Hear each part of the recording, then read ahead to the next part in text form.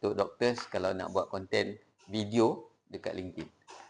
First kali kita tunjuk your expertise plus your daily activity.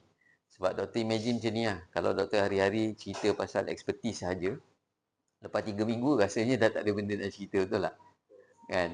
So maybe boleh tunjuk share some expertise but also the surroundings at your workplace lah. Mungkin hari yang datang masuk klinik dengan patient ataupun dengan team kan. So dia ada variety walaupun dalam konteks your work tapi it's not just expertise but also your work day lah, your work day tu satu benda yang boleh.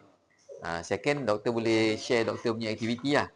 So kalau datang event ke, pergi holiday ke sekali-sekala kan, pergi kelas ke, pergi workshop ke, itu something yang boleh tunjuk doktor punya lifestyle selain daripada kerja.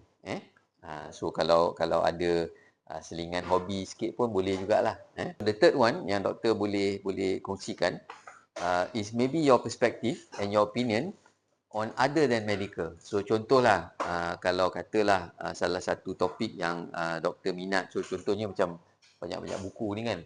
Maybe doktor suka filosofi lah contoh. Doktor suka filosofi kan. Then you can talk about philosophy in a bit more general.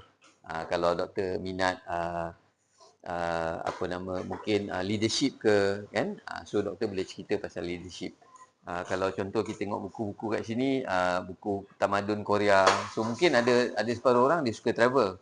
Dia suka travel dan dia suka cerita tentang dia punya travel experience. Itu juga boleh jadi konten yang doktor boleh kongsikan kat LinkedIn.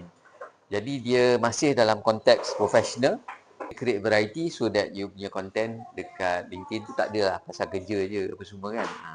Okay, boleh? 3 idea untuk doktor.